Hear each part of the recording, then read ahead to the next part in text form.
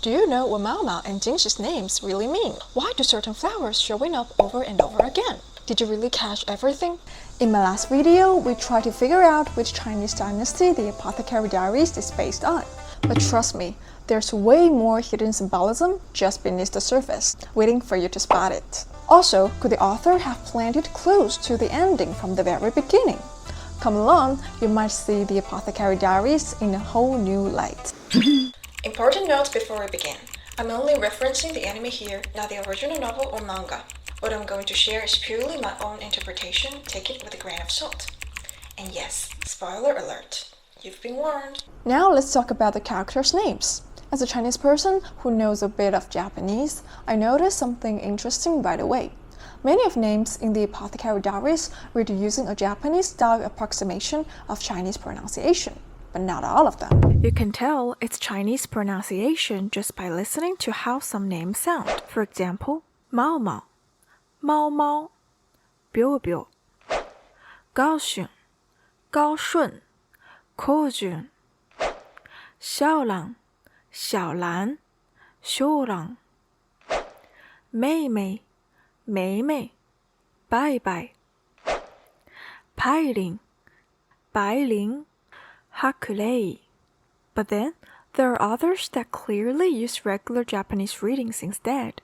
For example, Jinshi, Renshi, Gyokuyo, Yuye, Shisui, Zicui, Joka, 女华, Lihaku, Li Bai. In fact, only the names marked in red boxes seem to follow a Chinese-style reading. So why the mix of Chinese and Japanese pronunciations? I lost sleep wondering about this.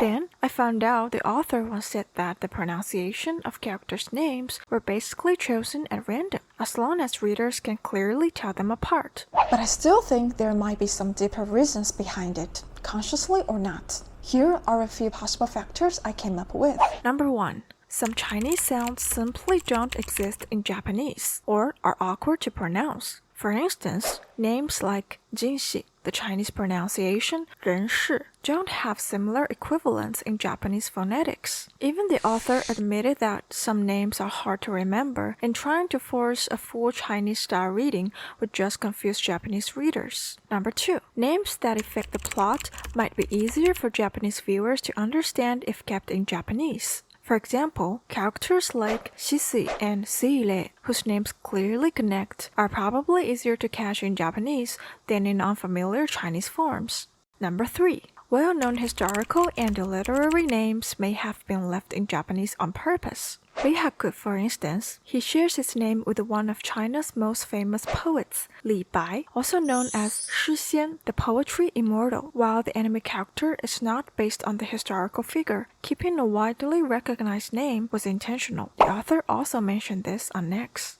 There's one case I still haven't figured out though: Luomen, Lakang, Lahang, all from the same Laklang. And the Chinese pronunciation is easy enough for all three: Luomen, Luohan, Luoban. Yet only Luomen's name is pronounced the Chinese way. My only guess, maybe it was meant to preserve some narrative mystery and avoid revealing Luomen's connection to the Laklang too early. Now, beyond pronunciation, the meanings of the names are just as fascinating. Take our main girl Mao Mao for example.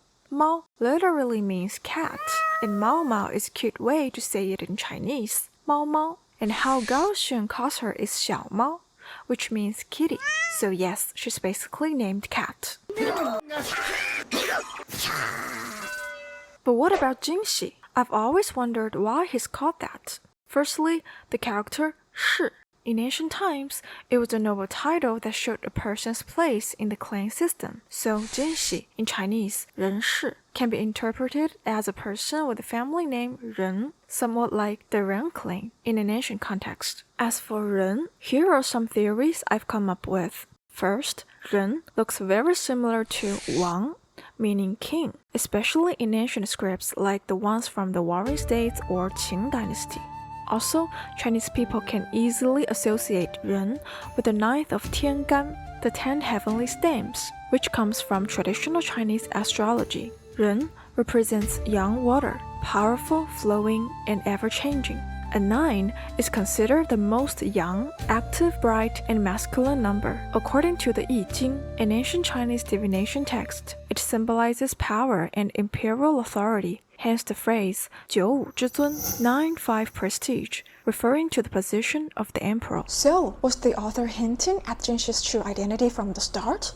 Just a theory. What's more, when Jinshi's identity is hidden, he goes by the name Kosen, which sounds the same as this word in Japanese pronunciation. This reminds me of Hikaru Genji from the Japanese novel Genji Monogatari, The Tale of Genji. In the novel, Hikaru Genji is a prince who is demoted to a minister. Yet, he's extraordinarily handsome with a beauty that shines as brightly as the sun and the moon, earning him the title Hikaru Kimi, the Shining Prince. This shares some similarities with Jinshi, Tsuki no Kimi, the Moon Prince. And then there's his real name, Kazuigetsu. The author has clarified that this is not a family name plus given name. It's one 3-character name, which is unusual in both Chinese and Japanese contexts. It hits me that these 3 characters can also be pronounced as Hana Mizutsuki, corresponding to these 3 characters, which reminds me of the Chinese idiom 镜花水月, flowers in a mirror and the moon in the water. It describes something beautiful but ultimately illusory, a reflection, a dream, something you can see but never truly grasp. I'm not sure if this was intentional or if it's meant to hint at Jinshi, but the author mentioned that the mystery behind this name will be revealed in the end, so I'll wait. Now, let's talk about the flowers. You've probably noticed the significant presence of flowers in this work, with both opening themes, Hana ni natte, be a flower, Hyakka in bloom, being flower-related. So, I'd like to share some interpretations of the flowers linked to the characters' backgrounds. First, the main character, Mao, is associated with Oxalis. The anime clearly mentions that Oxalis is called nekoashi in Japanese, which literally means cat's feet. It's used in traditional Chinese medicine for its detoxifying properties. The flowers shell burst open when mature, launching its seed and propagating on its own. This matches Mao's character, independent, clever, and strong-willed. Her mother, Feng Xian, is associated with balsam flower, Feng Xian Hua. Yes, literally her name. Balsam flower, also known as a nail flower, which shares several similarities with Oxalis. This connection highlights the bond between mother and daughter. Next, let's look at the consorts. The name Gyokyo in Chinese, 玉叶, itself suggests nobility. There's a Chinese idiom, 金枝玉叶, which originally referred to beautiful tree branches, but later came to signify royal lineage or noble birth. Gyokyo's associated flower is peony, often called the king of flowers in China, due to its vibrant color and grand appearance. The peony symbolizes wealth, beauty, and status, as expressed in the famous poem, 唯有牡丹真国色，花开时节动京城. Only the peony can claim the true beauty of the country, and when it blooms, it moves the capital. This might suggest that Gyokyo will likely become the most prestigious among the consorts. The next one is Lifa, Li Hua. The name Li Hua means pear blossom. It symbolizes beauty and purity. Her associated flower is balloon flower, and the purple variety of balloon flower symbolizes mystery and nobility, reflecting Li Hua's poised and noble character. The flower associated with Li Shu, is lily of the valley. This flower represents purity and innocence, much like Li Shu herself. Young, delicate, and innocent, symbolizing her untainted, inexperienced nature. Fun fact, lily of the valley, though it belongs to the lily family, is called by this in both Chinese, 铃兰, and Japanese, 十字兰, which literally means bell orchid.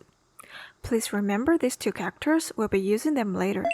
Lou Lan's flower is the 4 o'clock flower, also known as the face powder flower or blush flower, which I think carries multiple meanings here. First, it fits Lou Lan's extravagant, heavily made-up appearance. Also, it may suggest that At home, she plays the role of a well-behaved daughter, while outside, she portrays the proud Lowland consort. Though she truly cares for others, she must assume the role of the so-called villain. She almost lives with a mask on throughout her life. It's only when she becomes Sissy that her true self is revealed. A curious, friendly, and caring girl with incredibly healing smile. That's why her friendship with Mao Mao and Xiaolan deeply warms our heart. The blush flower also symbolizes purity and resilience, perfectly representing Lowland's inner kindness. Now, let's talk about the three princesses. First, Mei Mei's name clearly points to the plum blossom, while Joka, in Chinese, 女华, is another name for the chrysanthemum. Pailing means white bell. It evokes the image of the white lily of the valley. As I explained its Chinese and Japanese name, bell orchid before, but since lily of the valley is the symbol of Lishu, I wonder if it might actually represent orchids. The reason I have this assumption is that, in traditional Chinese culture, plum, orchid, bamboo, and chrysanthemum, Mei, Lan, Zhu, Ju, are known as the four gentlemen of plants, each symbolizing a different virtue: perseverance, humility, uprightness, and purity. Bamboo is not a flower, so the remaining three, plum, orchid, and chrysanthemum, seem to correspond to the three princesses. In the opening scene of Season 1, lots of flowers appear. If I'm seeing them right, they include plum blossoms, chrysanthemums, white magnolias, cattleyas, lilies of the valley, balloon flowers, and peonies. The cattleya stands for Ado, and the white magnolia, in Chinese, is called 白玉兰 from the magnolia family, also called 木兰 in Chinese. Yes, that Mulan. It's not part of the orchid family, but still, like lily of the valley, carries the character Lan, meaning orchid in Chinese. So this little detail adds another layer to my theory, and this opening ties perfectly with what I just talked about: the three princesses and the original four consorts. This is just a wild guess of mine, with absolutely no solid proof, but I'm thinking, maybe, just maybe, since there's already a character named Xiaolan, which means orchid, so the orchid name was already taken. The author likely chose the remaining character from words that include the character Lan, orchid. The character Yu in White Magnolia 白玉兰 is quite special as it's associated with Gyokuyo, so it doesn't really work here. And voila, the name Pailing is born as a little compromise. Okay, this might sound like I'm overanalyzing things, but I still want to share my little reasoning. Some of you might think I'm just making wild guesses, and honestly, maybe none of this have anything to do with what the author actually intended. But 1,000 readers, 1,000 Hamlets. I believe that once a work is out in the world, every viewer brings their own experience to the table, and that's what makes a story truly alive. Okay, maybe I'm just trying to justify all my overthinking. If you think I'm full of it, well, thanks for watching anyway. But if you find my take interesting, maybe give this video a like to cheer me up.